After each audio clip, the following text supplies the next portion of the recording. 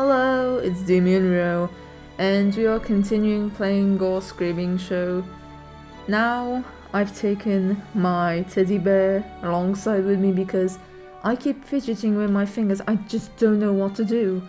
And I just keep like pulling the wig, pulling like on the mask. So I figured like I will just keep patting this teddy bear because it really suits the aesthetic I am going for right now. So yeah, he is going to be a co-host for this video. I'll put him a little lower because he keeps slipping off. There you go. Okay, there. He's going to be there and I'm just going to be patting him the whole game. So yeah, let's continue. Okay, so we left off with the man saving us from the Wells cave. Where are we going? Where are you taking us with your car? Half an hour now. Is he taking us to a hospital or the police station? Half an hour or so. Kyoji and Akane are sitting in the car on the way to the hospital. Okay, hospital. The vehicle reeks of cigarette smoke. Its interior is dusty with the residue. Kyoji grumpily rests his cheeks on his hand. Never would have thought this guy would be the one to save us. Oh, so it is. It is the cool guy. In the driver's seat is none other than the shady man they found in front of Yuka's place. In stark contrast to his vagrant appearance, he drives a silver sports car. The back is very cramped, and Kyoji is basically squeezed into his seat like a sardine in a can. Akane says nothing. She probably still feels awkward about what happened earlier. Should he say something? While he's grappling with that question, Akane whispers to him.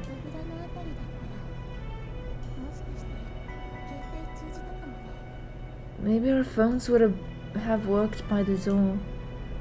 Maybe. That close to the open, the phones might have had a signal. They were so panicked it didn't occur to them. The man, who had been quiet so far, finally speaks up.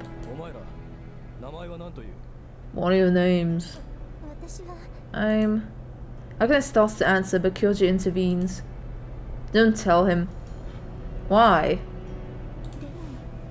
But you shouldn't give your name to a guy as shady as him. And besides, it's only polite to give you...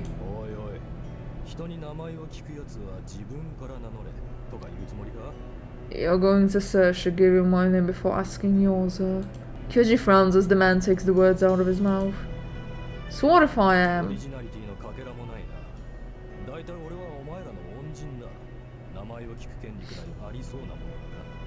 Not a shred of originality to you. Besides, I just saved your lives.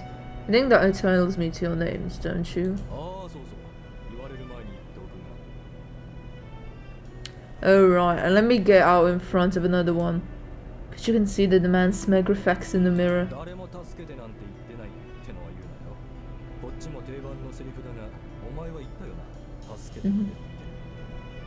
Don't say no one asked for your help. It's such a hackneyed line, and anyways, you definitely did ask. Getting beaten to the punch so many times drains Kyoji of his desire to resist this man any longer. He's such a dumbass. And so he answers with another frown. Fine, I'm Jino Kyoji.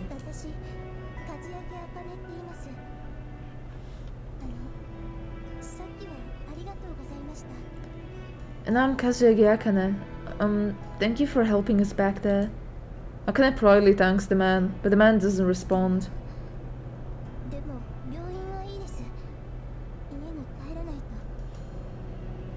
Oh, but we don't need to go to the hospital. We have to get home. Do you two have any idea how you look right now? There's a cigarette in his mouth. The man glances at him through the rear view window.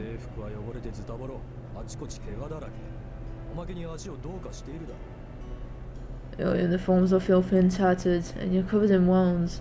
Plus, your leg's hurt, isn't it? Akane reflexively touches her right leg. Akane, is he right? Yeah, but it's nothing major. Akane nods bashfully, her voice feeble. Kyoji never noticed. She must have sprained it when she fell into the hole. She was probably pretending to be fine, even if it was painful for her to stand.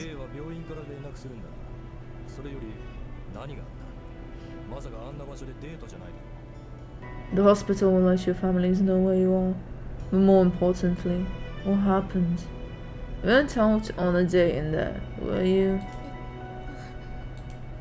That's none of your business, is it? Kyoji snaps at him, but the man only smiles.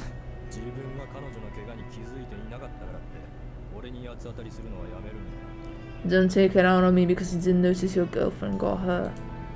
What did you just say? Kyoji, just shut the fuck up. Kyoji shoots up in his seat, but the man doesn't seem fazed by his reaction at all.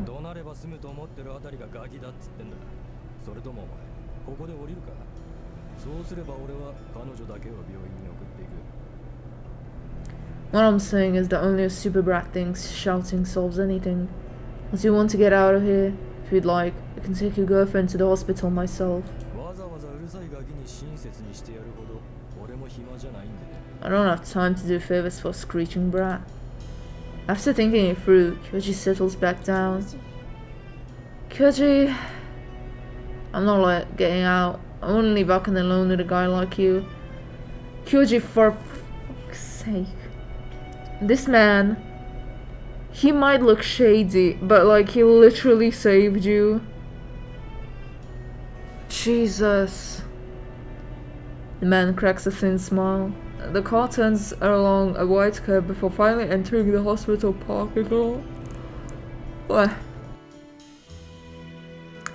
After their admission to the hospital, Akane gets examined first. While she's being seen, Kyoji calls her parents and Yamiko. Akane's parents were apparently very worried about her. They tell him that they'll be there as soon as they can. Kyoji can't blame them. The clocks tell him it's past 10 in the evening. For all the disappearances lately, they must have been worried sick. Yamiko immediately asks him which hospital he's in, only to hang her breath after saying she's on her way. Akane's examination finds out she sprained her ankle. It's a pretty bad sprain too, bad enough that by now, she has become feverish. The doctor says she should spend the night at the hospital to be on the safe side, so she's been tucked into bed. They weren't as angry as I thought.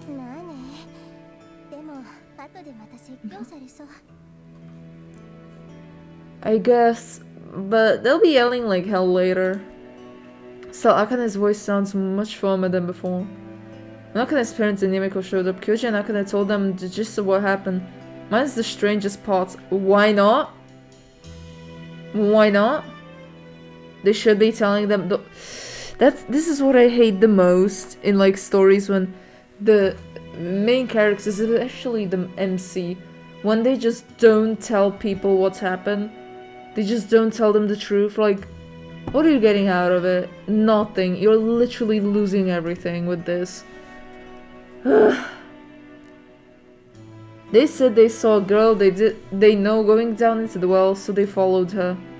Kyoji and Akane got into trouble together a lot back when they were kids. It wasn't unusual at all for them both to come home bruised all over. As Akane's mother puts it, they're back to their old tricks. Akane's parents ultimately scold Kyoji alongside Akane, but they seem like they're in good spirits, perhaps because they simply relieve the two of them are okay. Parents end up going home without her. Akane may be staying in the hospital for the night, but they have to take care of her two younger brothers. That leaves Yamiko, Akane, and Kyoji alone in the room.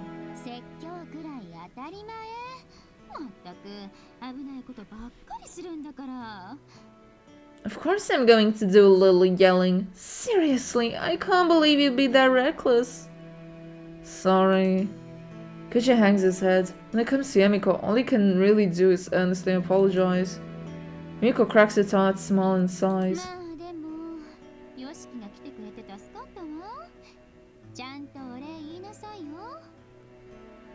Well, still, you two are lucky Yoshiki was passing through. Don't forget to thank him. Kyoji frowns, refusing to respond to that. Much to his surprise, it turns out the shady man is a friend of Yamiko's. Fucking knew it! I fucking knew it! They totally match. They totally would be a good pair. I fucking knew it. 名前はやつてよしき。呉人町の出身よ。私の友達と結婚してたんだけど、奥さんが亡くなっちゃって、その頃で呉人町に戻ってきたの。Wait, is that the man who stole your friend you liked? Or his name is Yatsuse Yoshiki. He's from right here in Kurihito. He went off to marry a friend of mine. But after his wife passed away, he ended up coming back.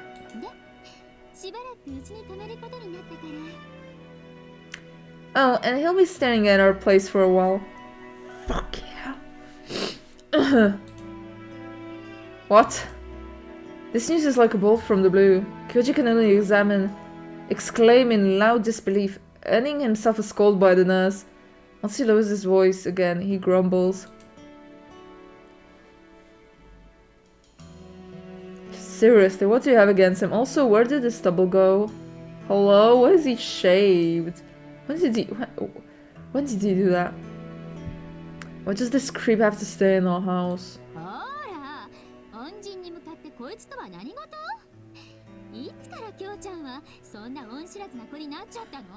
Yeah, seriously. Hey, he saved you back there, so don't call him a creep. When did you become such an ungrateful boy? I mean, he didn't do anything. He literally didn't do anything. Yoshiki, who had been listening silently up until now, chuckles.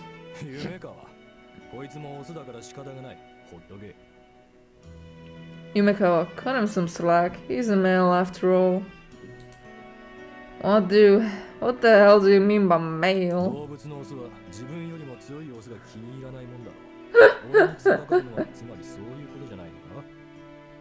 Male animals react badly to seeing stronger males in their territory. That's why you keep snapping at me, right? This fucking man. Oh, I fuck with him. When he puts it like that, Kyoji feels ashamed for snapping at him. What he can do is fall silent with a sour expression on his face. That just proves you're a little shitty boy. Yoshiki went out to the lobby to smoke, in accordance with the hospital's strict no smoking policy in the wards. When he comes back, though, he walks in without so much as a knock. When did he shave? Seriously, when? He slips into the room with a flap of his long black coat. Oh, speak of the devil. We were just talking about you. About me? Miko speaks jokingly.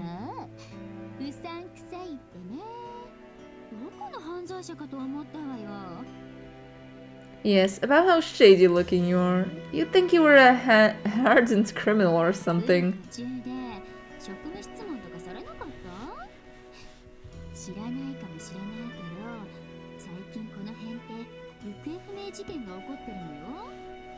Did you get pulled over for questioning on the way back? Maybe you don't know about it, but there's been a string of disappearances around here recently. Disappearances? Yoshiki raises an eyebrow. Do you know something about them?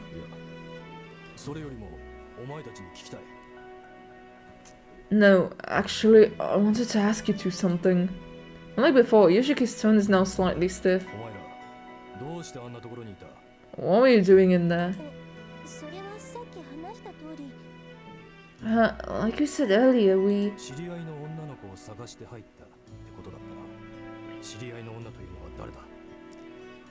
Who was it? You headed down there to look for a girl, you know. Just who was that girl?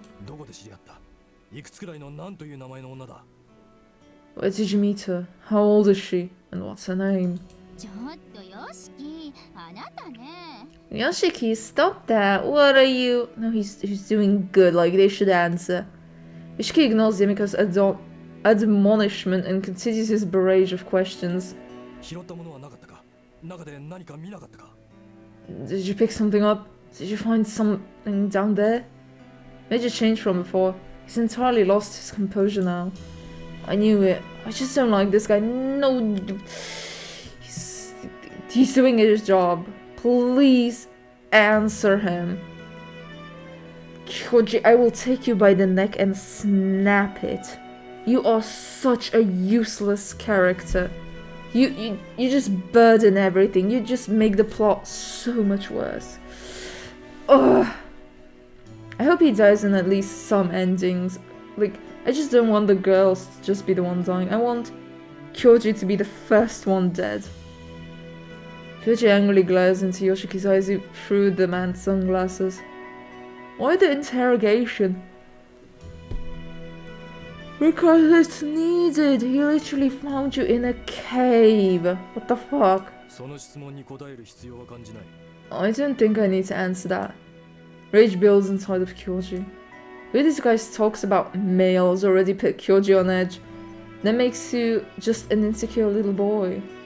You can't stand this attitude at all. You're just insecure. Fine, I don't think I need to answer your questions either then.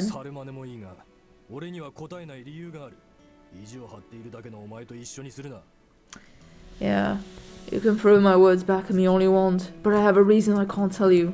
Don't put me on the same level as a stubborn oaf like you. What? Why do you have to be so annoying? Cut it out, Kyoji. I'm gonna shout at him from my bed. Just stop it already. This conversation is going nowhere. Akane sits up, gazing directly at Yoshiki.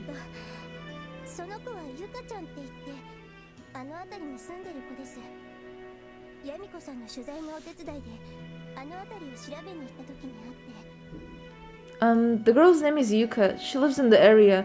We met her when we helped Yamiko-san with some research. At least Akane has like some brain cells. Jesus.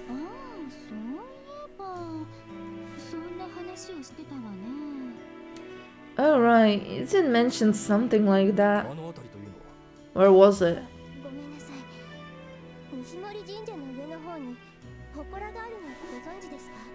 Ah, sorry. Do you know the Hokora up on the hill from Nishimori Shrine? Yeah.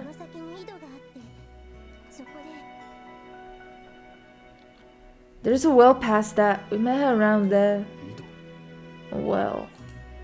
Even though his sunglasses make it difficult to read his expression, the complicated look on his face is still visible. You found the woman at the well. Fuji and Akane exchange a glance. Woman doesn't sound right. She's definitely younger than us. Yeah, just a little girl. Can you describe her?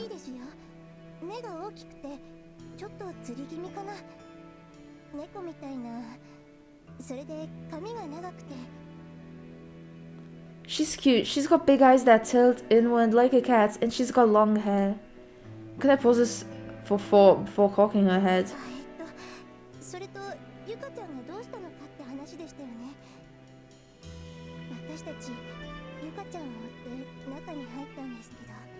And as for what happened to her, we ended up dead because we followed Yuka, but you see, Akane's voice falters. Of course it would. How could she explain what happened in a way anyone would believe her?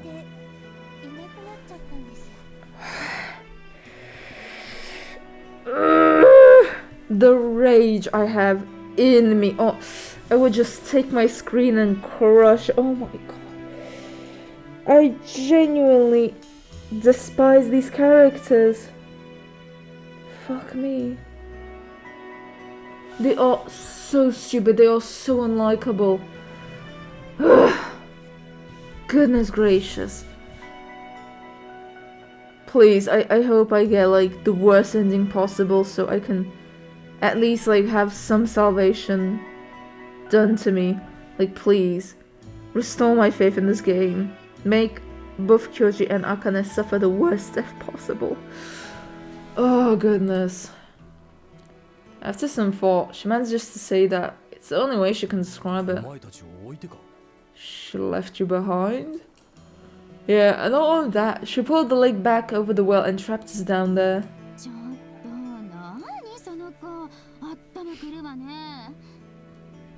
Wait, what? What's that girl's problem? That's outrageous. But in contrast to Emiko's angry outburst, Shika turns pensive and speaks softly. I see, so that's how you got trapped inside.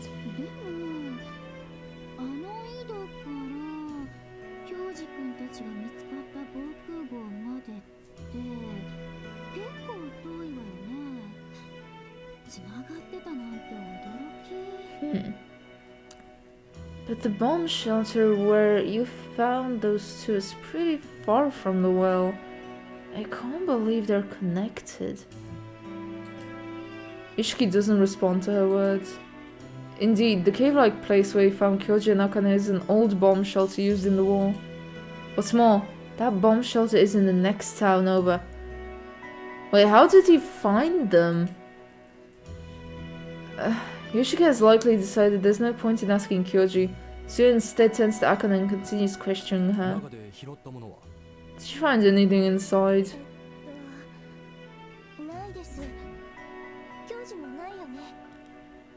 I didn't. What about you, Kyoji? Well, I didn't see anything to take. You mean you didn't see all of the writing on the walls that indicated that a person was trapped there for a long time? The lights that are literally inside of the cave, which indicates that, yeah, there was life there. The long ass tunnel. The like inside of the bomb shelter and all of the stuff there. You didn't see that? Yoshiki nods, seemingly satisfied with the answer. Alright. He then turns on his heel and heads for the door. What's your problem? We answered your questions. Could you say a word of thanks? I think she answered my questions for the most part. Not you. Yoshiki scoffs, causing Kyoji's temper to flare up again. Why does everything this guy say frustrate him so much? Because you're a little stupid ass man. You get frustrated because somebody is smarter than you. Oh my goodness. Yumekawa, I'll go on ahead to the car. Fine, we'll be there soon. Yoshiki then turns to look at Akane. Sorry for bothering you with your fever. Take it easy and rest for the day. He closes the door behind him as he leaves. It's not so bad after all, huh? But this remark provokes a harsh response from Kyoji. Little beta bitch, Jesus. Ha, I don't know what you're talking about. He's a creep. Jesus Christ, go stick your head in the mud. After that, the three of them leave Akane in the hospital and head home. While Akane was being examined, Yoshiki collected their bags from the well. As Mr. Kyoji dislikes him, he has to thank Yoshiki for that much, at least. He can't bring himself to practice his guitar like he usually does every night, so he simply crawls into bed. Too much happened today. It feels like a whole week's worth of events happening in just one day. The song makes me believe that Yuka will appear. Going to school with Akane, fighting with Sadashima, going into the well, getting trapped inside, making out, and then going to the hospital. But really, what in the world's happened back there? Kyoji bites his lips. Yuka and Gore screaming show. Must have been a dream or a delusion. Feels like he doesn't explain what happened in that way. Feels like if he doesn't explain what happened in that way, the world around him might unravel at the seams. That terrible puppet show, the disgusting tentacle that crept out of that man, Gore, the way those two disappeared into thin air. In that corridor, covered floor to ceiling in curses. All those mysterious things is far behind the scope of the world Kyoji knows. He doesn't understand even a single one of them. It's much less all of them. I'm tired. Says to go to sleep, but just when he tries to bury his face in his pillow, the door opens without any warning. Hey? Oi oi oi! You're a fine man. It's Yoshiki, but without his sunglasses and usual long coat, he actually looks decent. I mean, he looked decent even with them on. He's surprisingly young, clean-shaven. Kyoji might think he's the same age as Yamiko. What the hell? At least knock before you come in. As usual, Yoshiki says nothing. His gaze falls on the guitar sitting against Kyoji's bed. Play the guitar? Yeah, why else would I have it sitting in my room? Hey, don't touch it. During Kyoji's protest, Yoshiki sits on the side of the bed, picks up Kyoji's guitar and starts to pluck strings.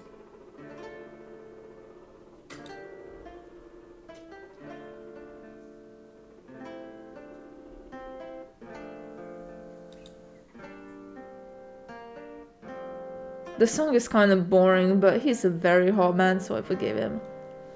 Kyoji initially lunges towards him to snatch the guitar out of his hands, but then he finds himself stopping.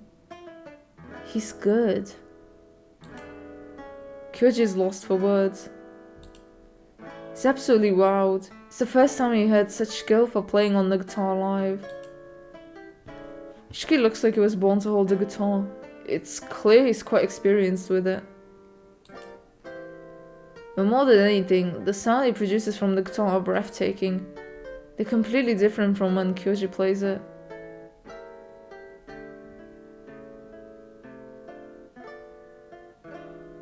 I don't like it, I'm gonna be real with you. It's a stark reminder of how unskilled Kyoji still is. After playing for a while, Yoshiki lets out a small sigh. God, I'm rusty. As he whispers, traces of a pained smile on his lips, he hands the guitar over to Kyoji. You've got a good guitar. Kyoji accepts the instrument with a frown. This man really rubs me the wrong way. He's damn good with the guitar though, I'll admit that much. There's something I wanted to ask you. Well, after all that questioning, there's still something you want to know? Kyoji asks in a sulk tone. Yoshiki crosses his arms with a serious expression. And this is important, more important than you can understand. Through his glasses, Yoshiki seems far more serious than before. He radiates an aura that brooks no argument.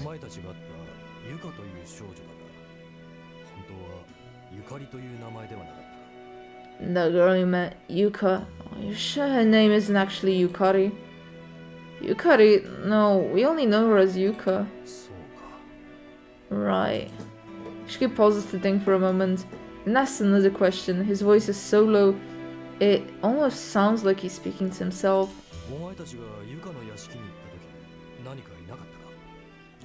When you went to this Yuka's mansion, was there something else in there? Something? Don't you mean someone? Someone would do, too. Was there anyone there besides that girl? Does he know about her? We saw her mother there too, but could you remember seeing the black cloth flapping behind Yuka's back? Didn't think much of it at the time, but was that actually Gore? So did see something, but she doesn't know how to respond to that. Telling him about Gore would mean having to bring up all those strange things that happened today in the bottom of the well. You should tell about that because that would explain like the killings. Oh my goodness, like people could start searching for him. Jesus Christ. What are you doing, Kyoji? No, you should tell about this. The fall makes Kyoji clam up. It's very important. She presses him relentlessly, his voice deadly serious. I saw something, I think. He knows. A tall man in black, wears a weird mask. Kyoji raises his head swiftly. And sighting in Yoshiki's gaze, he gives the man a firm nod. I understand. That's all I need to know. She gives a satisfied nod and gets to his feet. Before he steps back through the door, he looks at Kyoji over his shoulder.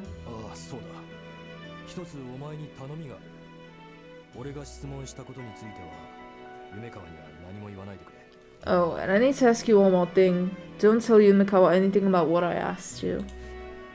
Okay, but why? She's better off not knowing. Life will be more peaceful that way. What? Don't be overdramatic, you mean? Don't tell her about the man-eating 2-meter-tall flesh puppet? He's not being overdramatic, babe. Everybody's life would be better off not knowing that that's among them. Kyoji thinks about retorting that way, but the words don't leave his mouth. The look in Yoshiki's eyes is so earnest he can't even mock him. And also, never go anywhere near that mansion again. Won't that make my life more peaceful? That's as far as he dares go, and even then he says it with a smile. Yoshiki only gives him an expressionless nod in response. Yes. The door closes with a click. Kyoji stares absently at the door for a moment, but in the end, he just crawls back into his bed. Seriously, none of this makes sense. In fact, he can't even make any sense of the situation he's gotten tangled up in, unnerves him.